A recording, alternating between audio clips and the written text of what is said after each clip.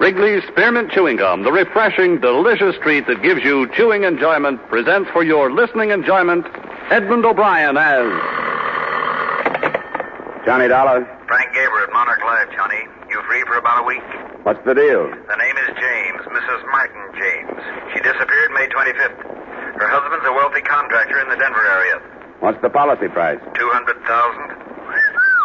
She better not be dead. According to the police, there's very little possibility that she's anything else.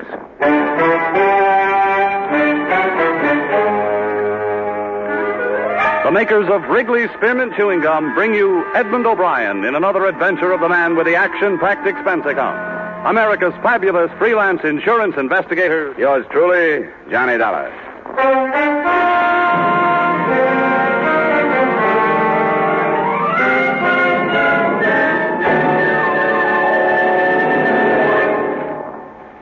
To make every day more enjoyable, treat yourself often to refreshing, delicious Wrigley's Spearmint Chewing Gum.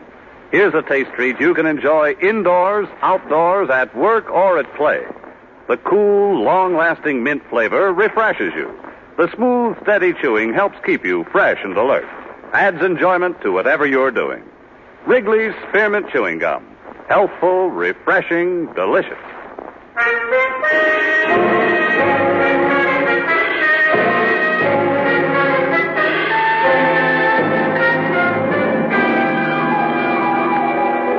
Expense account submitted by Special Investigator Johnny Dollar to the Monarch Life Insurance Company, Home Office, Hartford, Connecticut.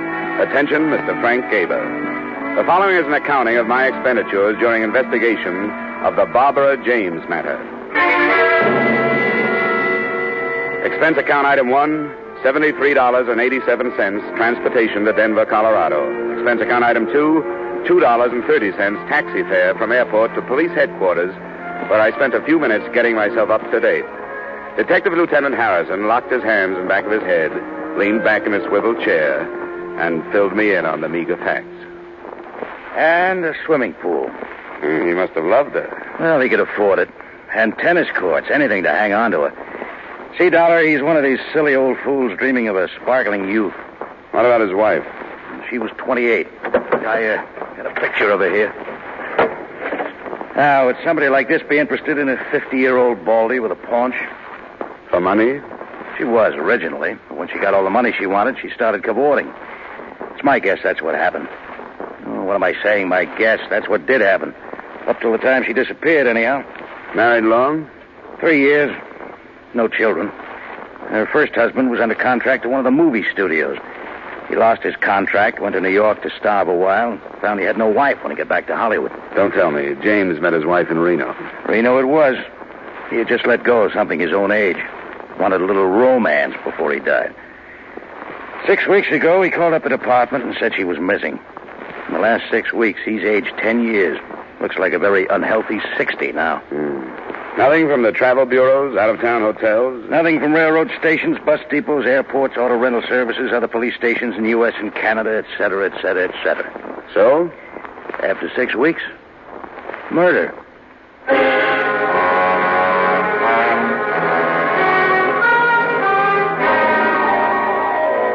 Expense account item 3, $1.50 taxi fare to the lush mansion of Mr. Martin James. On the way over, partly for pleasure, partly for business, I studied the glamour photo of the missing girl. She was standing beside a swimming pool in a bathing suit, smiling at whoever was taking the picture. She was quite a girl. The James place was a colonial-style museum piece up on a hill overlooking the city. A pretty young thing in a nurse's uniform met me at the door, took my name, and disappeared behind 2 high oak doors. In a moment, she was back. She ushered me into Mr. Martin James. Mr. James looked very old. His legs were wrapped in a patch quilt. One hand clutched the collar of his bathrobe about his throat. The other hand held a glass of milk. How do you do? Sit down, won't you? Oh, thank you, Martha. That'll be all. I know your suspicions, Mr. Dollar. My answer is no. I'm not at all sure she hasn't run off with a younger man. But all the ticket officers show... she'd use another name. Very possibly. You see, Mr. Dollar, Barbara married me for my money. I married her for her youth and her beauty. It was a decent enough arrangement until she became dissatisfied. Yes, I suppose I was a fool. Then you think she left you? If I ever allowed myself to really believe that, I wouldn't want to live. I can stand the news that she's ill, oh yes, or even that she's dead, but not that she's left me. And I sit here day after day telling myself that maybe, in a small way, she loved me. And what do you think did happen to her? I don't know, but she would have sent me some notification, postcard, anything. You know, there was a strain of sweetness in there. She found it very difficult to be unkind. Oh, she had a conscience, Mr. Dollar. Tell me, how did you discover she was missing? Well, I came home one night. She said she was going out. We had a quarrel. It was the only time I ever raised my voice to her. She stormed out of the house, didn't even take any of her things. You know any of her close friends who've left town? No, I don't. But, of course, I didn't know all of her close friends. I suppose not. Well, Mr. James, can you suggest any of her friends that I might start with? No, Mr. Dollar. Although I suppose Bennett would be as good as any. Who's Bennett? Oh, he runs the Yellow Bird Cafe, a nightclub downtown. I always had the idea he was number one on the list. The Yellow Bird Cafe. Well, thanks, Mr. James. If I hear anything new, I'll let you know. Thank you, Mr. Dollar. Oh, one more thing. Yes? If you find her, and she did leave me, tell her she needn't come back.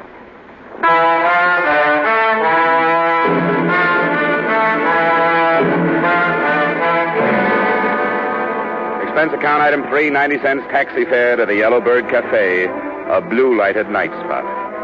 In a minute or two, I was seated opposite a slick-haired leading man in a dinner jacket. From the size of the bills on his desk, I'd say his wallet was pretty well dressed, too. Don't look at them too long. They'll burn your eyes out. Must be awful to have to rake all that off the lawn every morning. Oh, I just wanted to impress you. That's a whole week's take. Denver isn't what I call a good club town. My place in Frisco does much better. The only town worse than Denver for club trade is Cleveland. Cleveland pulls in the gutters at 6 p.m. Well, I'll keep that in mind if I ever get the urge to open up a clip joint. I'm here about Barbara James. It's funny how that name keeps cropping up. I suppose it'll keep cropping up until somebody finds her. You have any ideas? Sure, lots of ideas. She could have crossed against the light, fallen into the Great Divide, thumbed her way to Hungary. You're a comedian. Oh, now, look, Dollar.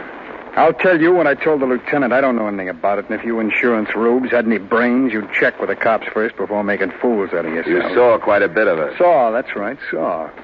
That was a long time ago. Listen, guy, I got a book in my pocket with names of girls to make Barbara James look silly. Now, why should I take away an old man's child bride? That's not the way I heard it. All right, for laughs, sure, I used to take her out. She was lonely. She used to come in here and sit alone at a table. I had nothing else to do. We'd dance. I'd buy her a few drinks.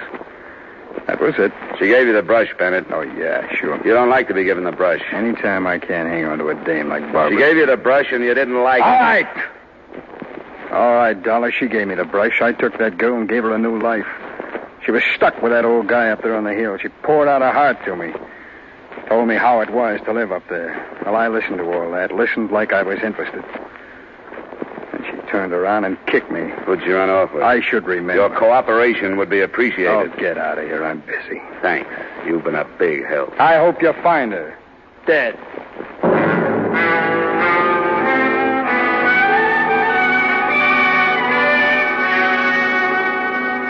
Expense account item 4, $3 for 2 drinks, 1 for me, 1 for the young lady I dragged away from the dice table. 2 drinks later, I was a lot better informed. You know, if he catches me talking to you, I'll probably be fired. If he catches you, you'll deserve it. I bet they were quite a team, this Bennett and Barbara. Oh, she gave him the brush. That's what everyone said. You think she's dead? I don't draw any conclusions without having the facts. Bennett hates to be brushed. So do I. Bennett started this place on money he borrowed from James. Now, that's a new thought. Mm-hmm. Here's another. Barbara James's first husband is in town. I didn't catch the name? Fred Fogel. Another leading man. Another leading man. Yeah, I think that's worth another drink. Uh-oh. Here comes Bennett. Hey, where's this Vogel staying? The Parkson. Goodbye now. Well, I see you're pumping the help. Oh, just browsing. Browse elsewhere, huh? Right. Well, it's been swell. Wait a minute, Dollar. What did she tell you? We discussed baseball. Come on, sit down, Dollar. Make up your mind. All right, sit down. Sure. Look, Dollar, I don't know where Barbara James is, and for all I care, she's at the bottom of the ocean, but there are a few things that have nothing to do with this case which I would hate to have circulated around. Every man has personal matters. I'm glad you recognize it. Now, come on, what did she tell you? You didn't tell me Vogel was in town. Is he? What's he doing here? How should I know? All right, Bennett, forget it. But listen, this girl, this Dice girl, I don't go firing her or anything. I appreciate your interest in her welfare, Dollar, but I keep her for all the things she doesn't say. Finish your drink, Dollar. Ice is melting.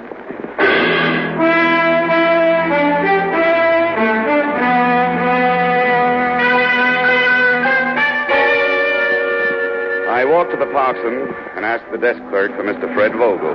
He was out. I waited an hour. At 3 a.m., he came in, slightly tipsy.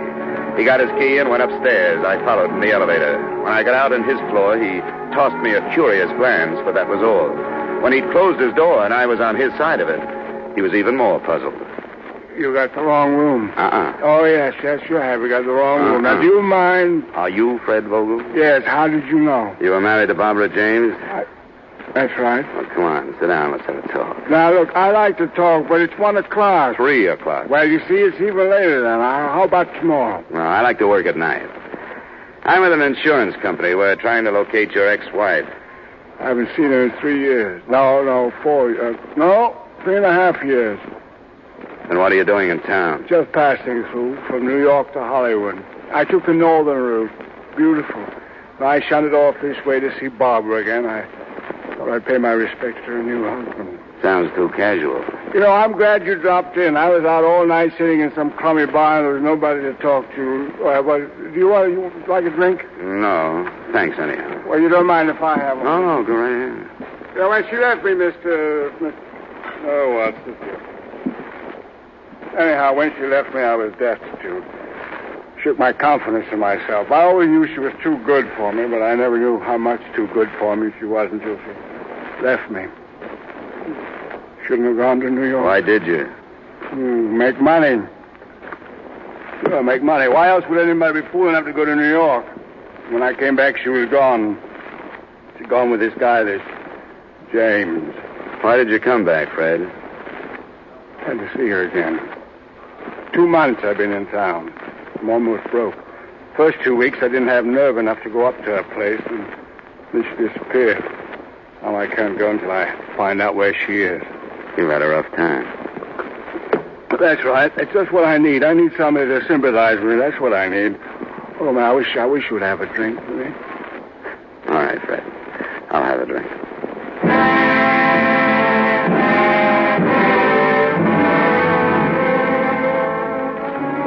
I went home at 5 and slept till 11.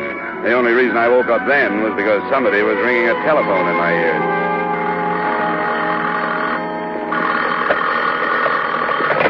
Yeah, hello. You sound like you're in the crest of a hangover. Who's this? Harrison. Oh? I'm with the police department. Oh, sure. Yeah, what's up, Harrison? Did you know that Bennett was one of Barbara James' favorite people at one time? Yeah. Well, there's a girl named Dorothy, a Dice girl. Yeah, very nice. Dice. D-I-C-E, Dice girl. Oh, yeah, Dice girl. We found her this morning on the highway. 4 bullets too late.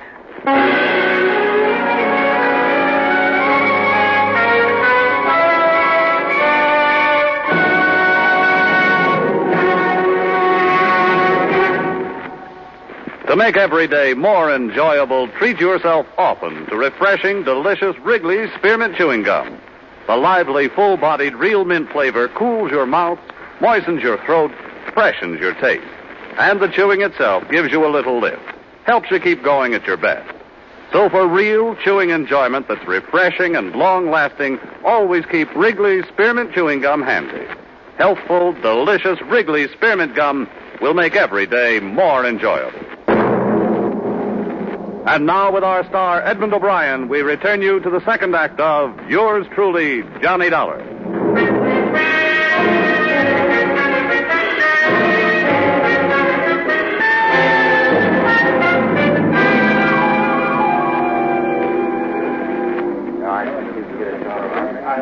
sure doesn't look like the apartment of a 26 girl. And this isn't installment furniture either, Lieutenant. Let's nose around in that closet, huh? You over here, huh? What? Get a shot of the Imported brocade. Yeah. My wife's been pestering me for something like this for 10 years. Now, how would a girl like Dorothy rate all this? For being lovely? Or for being quiet? Possible. It's usually the former. Yeah, that's true. Wait a second.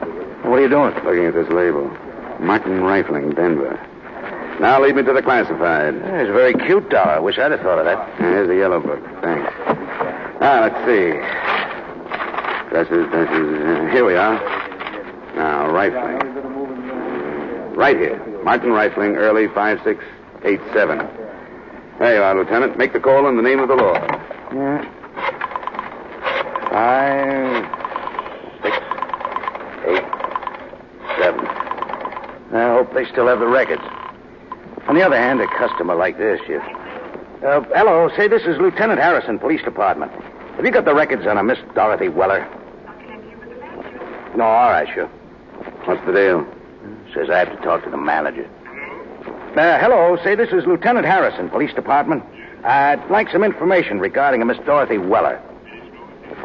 Yes, Weller. She had quite a substantial account with you, didn't she?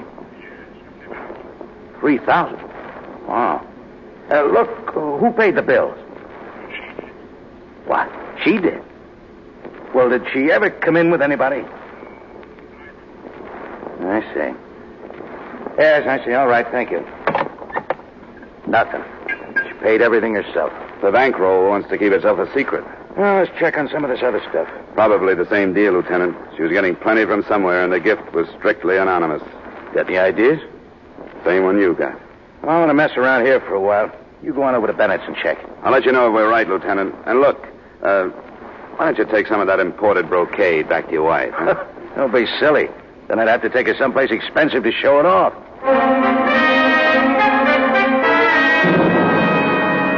Expense account item 5, $1.30 taxi fare to the Yellowbird Cafe. It was 2 in the afternoon, and the place was quiet as a mausoleum. I went to Bennett's office and tried the door.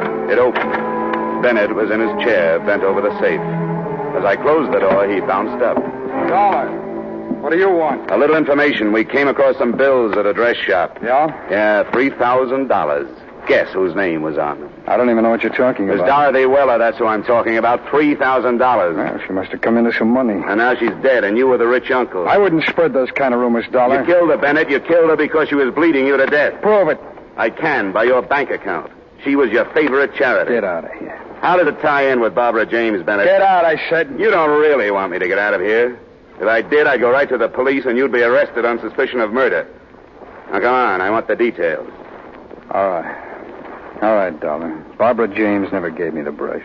And how did Dorothy Weller fit in? I sent her with a message to Barbara the night that we were going away. I sent her up there to tell her where to meet me. The night Barbara was killed? That's right, the night she was killed. What happened up there? I don't know. Come on, Bennett. I tell you, I don't know. She wouldn't tell me. You paid her enough. Well, not to give me information, to keep things to herself. If anybody ever found out that Barbara and I were going to run away together... So I spread the tale that she'd given me the brush months before. You could be lying, Bennett. Could be, but I'm not. If you're not, it smells of double blackmail. What do you mean? Come on, you're not that stupid. Obviously, Dorothy was playing both ends against the murder. You were supplying cash to keep your name out of the Barbara James guest book. And somebody else was paying her to keep quiet about what happened that night. Who would that be? James? You hit it right on the head, Bennett.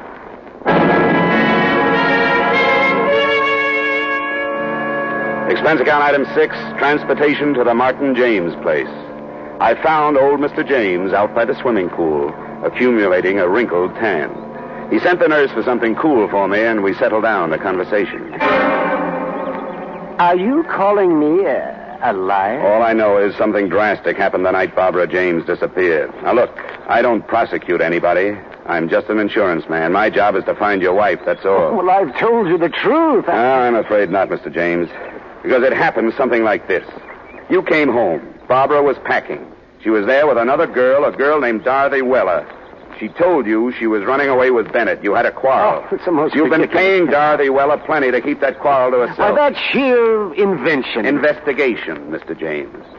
Now, exactly what happened? Oh, everything happened exactly as I told it to you. Bennett tells a different story. Then it'll have to be Bennett's word against mine. It'll be more than that, Mr. James. Dorothy Weller is dead. Huh? Yes. I see. Now, what happened that night? So we quarreled. Barbara said she was going away with Bennett. I didn't want her to go. She left anyhow. I paid Dorothy Weller a good deal of money, not to mention the quarrel, to the police. What happened to your wife, Mr. James? I don't know. She didn't run away with Bennett. What happened to her, Mr. James? I don't know. You killed her, didn't you? No, You told her you'd kill her before you'd let her go. Then she tried to go and you shot her. No, that's a lie. Well, Mr. James, it's only a matter of time. Don't admit anything now. You don't have to. The only witness is dead. But we'll find the body. Oh, thanks for the drink.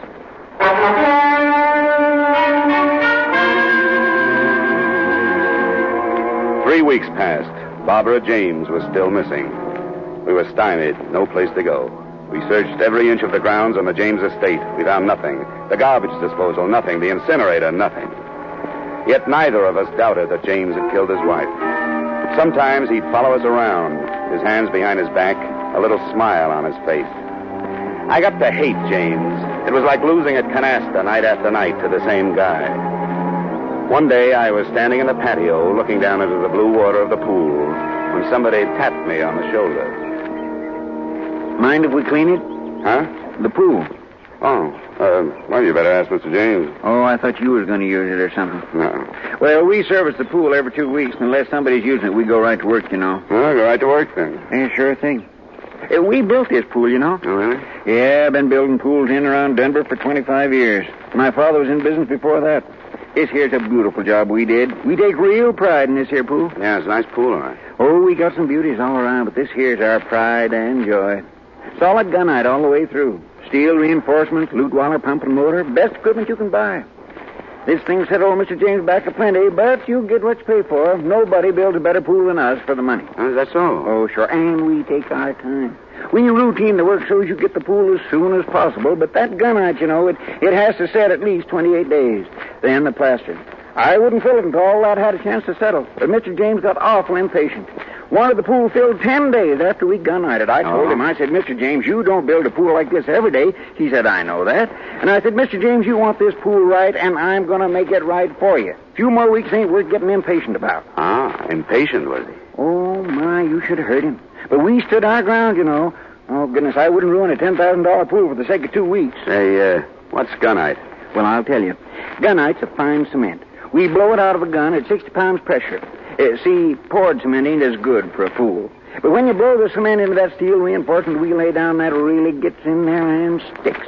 Practically all swimming pools are made of gunite now. When did you start the pool, Mr. Dolph. Daniel T. Dolph. Oh, we started about, May 23rd. We excavated then. Then we laid the steel, the 26th. Then we... So the night of the 25th of May, there was nothing but a hole here. Oh, no, nothing but a big hole. We got the gardener to water down so he wouldn't cave in. Mr. Dolph, I'd like you to do something for me. Oh, sure thing. Drain the pool, will you? Drain it? Uh-huh. Oh, you don't have to aerodrain a Daniel T. Dolph pool. You see, the filter system and the automatic skimmer, they take care of all the... I want you to drain it and get some air drills in here and then tear out the bottom. What? Tear out the bottom? You crazy? Tear out this pool? Well, you'll be paid for it and I'll get the authorization. This beautiful pool? After we did a job like this, what for? What for? Maybe for nothing, Mr. Dolph.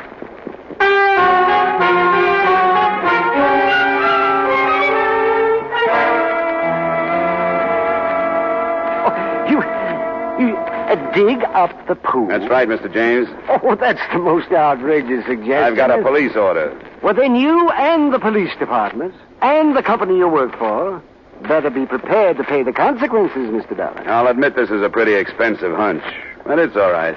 I work for pretty expensive people.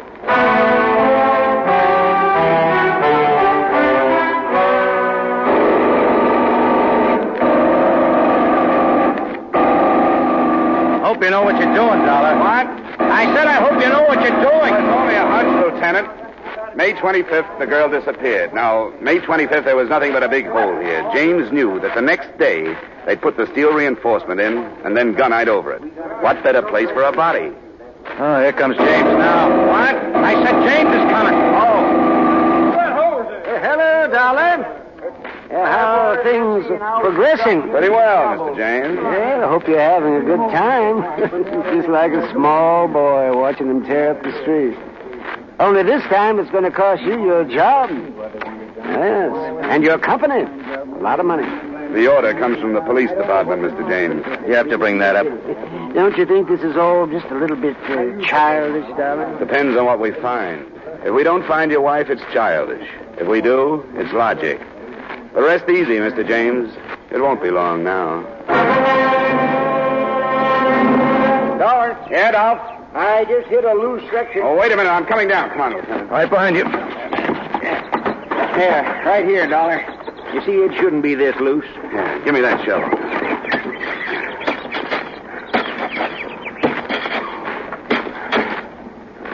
Look, Johnny.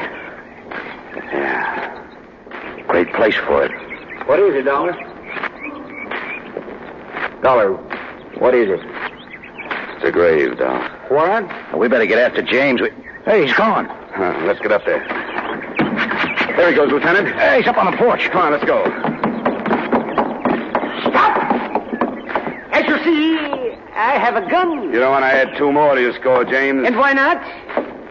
Dorothy and Barbara, and now you. Not this time. No, you don't. Let it go, James. No, Oh, nice work, Dollar. You all right? Just fine. But Mr. James isn't going to need a new swimming pool.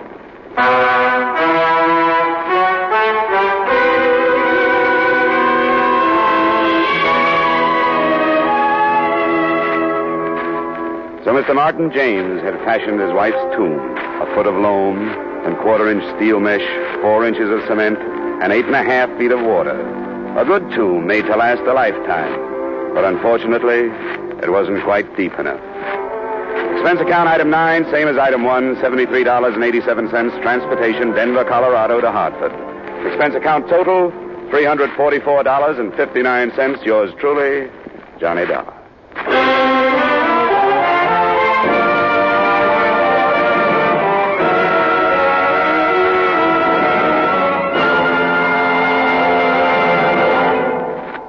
Remember, friends, to make every day more enjoyable, treat yourself often to refreshing, delicious Wrigley Spearmint Chewing Gum. There's lots of cooling, real mint flavor in every stick. And chewing Wrigley Spearmint helps keep you feeling fresh and alert. You feel better, work better, get more fun out of doing things. So indoors, outdoors, wherever you go, keep some healthful, refreshing Wrigley Spearmint Chewing Gum handy. To make every day more enjoyable, treat yourself often to delicious Wrigley's Spearmint Chewing Gum.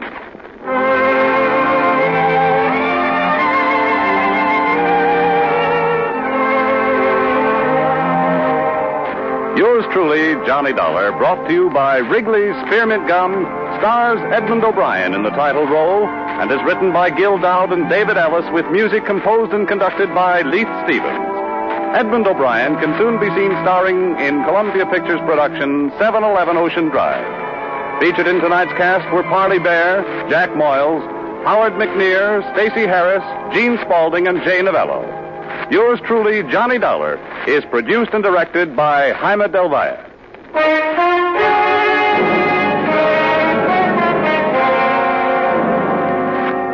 The makers of Wrigley's Spearmint Chewing Gum hope you've enjoyed tonight's story of Johnny Dollar and that you're enjoying delicious Wrigley's Spearmint Chewing Gum every day. We invite you to join us again next week at this same time when, from Hollywood, Edmond O'Brien returns in another adventure of... Yours truly, Johnny Dollar.